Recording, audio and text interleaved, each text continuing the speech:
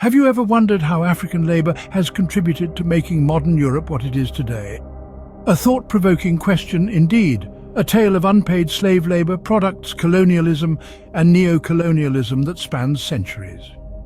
Stay tuned as we discuss this intriguing subject. Rewind to the 8th century when the Moors of African origin crossed the Strait of Gibraltar.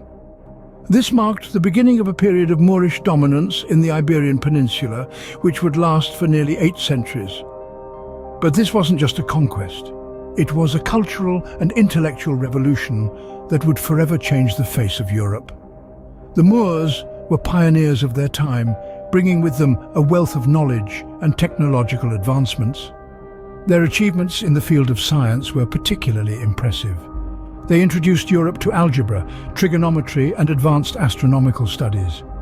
While Europe was languishing in the Dark Ages, the Moors were illuminating the Iberian Peninsula with the light of their wisdom and innovation. Their influence wasn't limited to the realm of science and mathematics.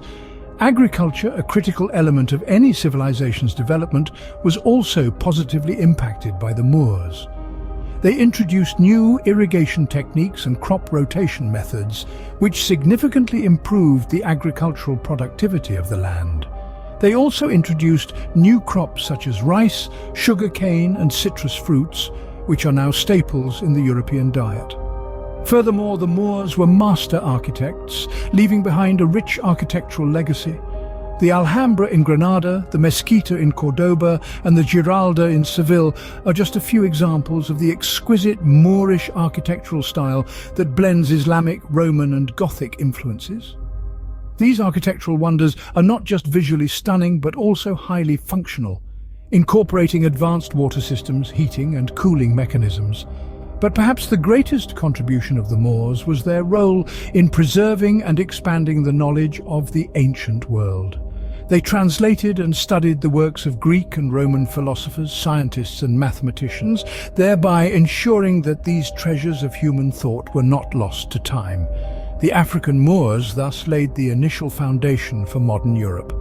Their scientific, agricultural, and architectural innovations significantly influenced European culture and development, setting the stage for the Renaissance and the subsequent rise of modern European civilization. As we journey forward in time, we arrive at the grim era of transatlantic slavery. This period, spanning roughly from the late 15th to the late 19th century, is one of the darkest chapters in human history. Millions of African men, women, and children were forcibly uprooted from their homes and transported across the Atlantic in inhumane conditions. Their destination? The New World, a term cloaking the harsh reality of plantations where they were condemned to toil under the lash.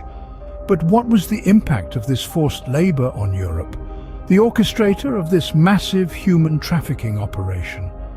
The answer is complex and multifaceted, but there's no denying the crucial role that enslaved African labor played in propelling Europe's economic growth.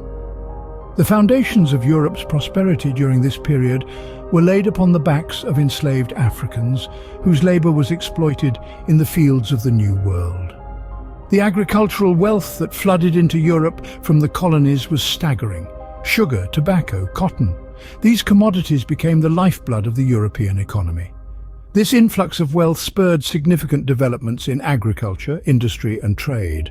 The profits from the colonies financed the Industrial Revolution, a period of rapid technological and economic growth in Europe. The textile industry, in particular, thrived on the influx of cheap, slave-produced cotton. This industry's growth, in turn, fostered advancements in technology, transportation, and infrastructure.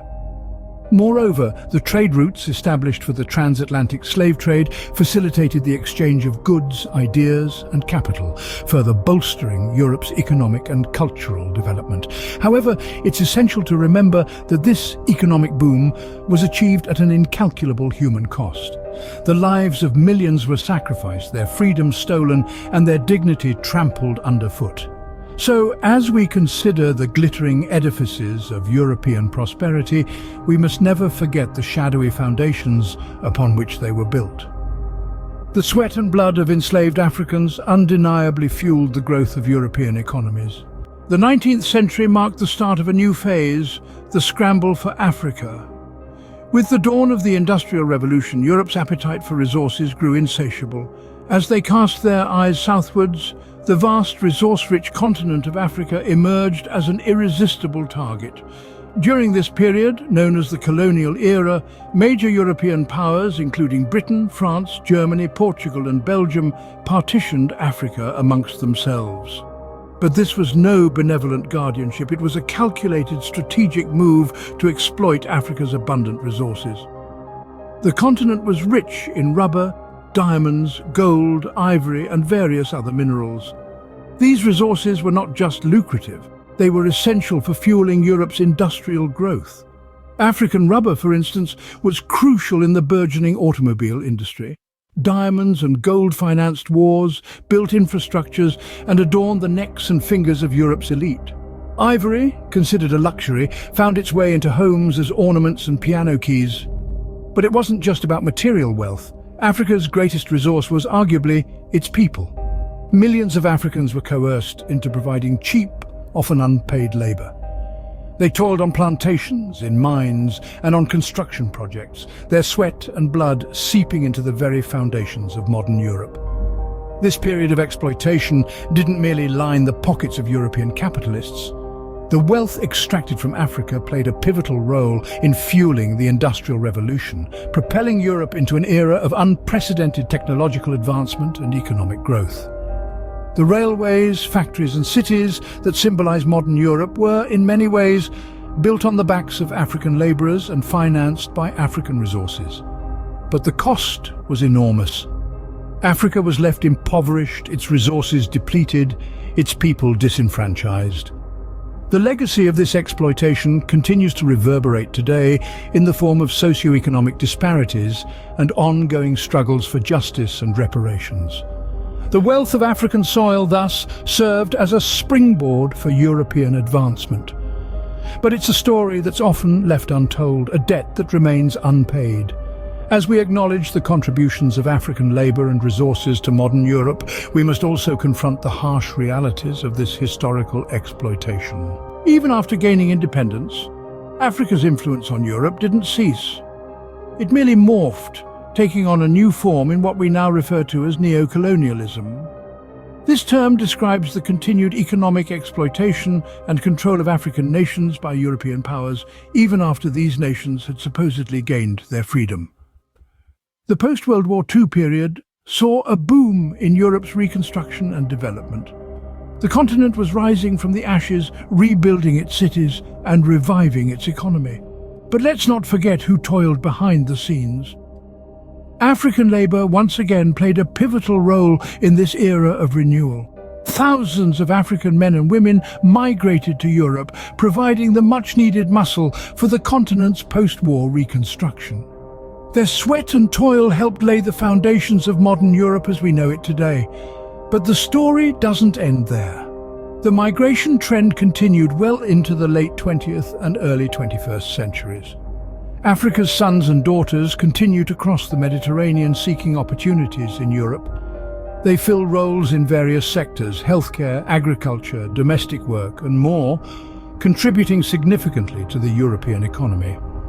Let's delve a bit deeper into this. The remittances sent home by these African migrants are often a lifeline for their families, but they also play a critical role in Africa's economy. In fact, these remittances often surpass the foreign aid sent to the continent. Now, let's flip the coin. The extraction of resources from Africa by European nations continues unabated. Whether it's minerals, oil, or agricultural products, Europe's industries heavily rely on these resources. This too is a form of neo-colonialism, a subtle yet potent reminder of the exploitative relationship that persists. In the grand scheme of things, it's clear that the relationship between Africa and Europe is complex, multifaceted, and deeply intertwined with the continent's shared history. Africa's contribution to Europe, therefore, is not a thing of the past, but a continuous phenomenon. From the Moors to the present day, Africa's role in building Europe is undeniable. A journey through time and across continents has brought us to this truth. We began with the era of the Moors, a time when Africa was a beacon of knowledge and culture. The Moors' advancements in fields like science, literature and architecture not only enriched the Iberian Peninsula, but also laid the foundations for Europe's Renaissance. This was the dawn of Africa's contribution to the making of modern Europe. Our narrative further delved into the dark era of slavery, a chapter marked by immense pain and suffering. The labor of millions of enslaved Africans formed the backbone of Europe's industrial revolution. They toiled in plantations, mines and factories, their sweat and blood fueling the engines of European economies. Then came the colonial period, an era of exploitation disguised as civilization. Africa's wealth in the form of natural resources was systematically siphoned off to build European cities and industries. The colonies served as the lifeline of Europe's growth story, their riches adding to Europe's coffers. In the post-colonial period, the trend of exploitation continued, albeit in a more subtle form. Neo-colonialism saw Europe maintaining its economic dominance over Africa through control of trade, finance and resources. Even today, Africa's cheap labor and raw materials continue to bolster Europe's prosperity. Every period in history underscores the same truth. Africa's labor, knowledge and resources have been instrumental in shaping modern Europe. The narrative of Europe isn't just about its own achievements, but also about the contributions it has received from other lands, particularly Africa. As we have seen, the narrative of modern Europe is incomplete without acknowledging the role of unpaid African slaves and African labor. We hope you found this video enlightening. It's our collective responsibility to understand how history shapes our present and future. We encourage you to share this video with others to spread awareness about Africa's significant contributions to Europe's development. If you want to stay updated with more such insightful content, please don't forget to hit the subscribe button. We would also love to hear your thoughts on this topic. Do you think modern Europe acknowledges Africa's contributions enough? Do you see this historical pattern repeating in other parts of the world? Let's engage in a thought-provoking discussion in the comments section below.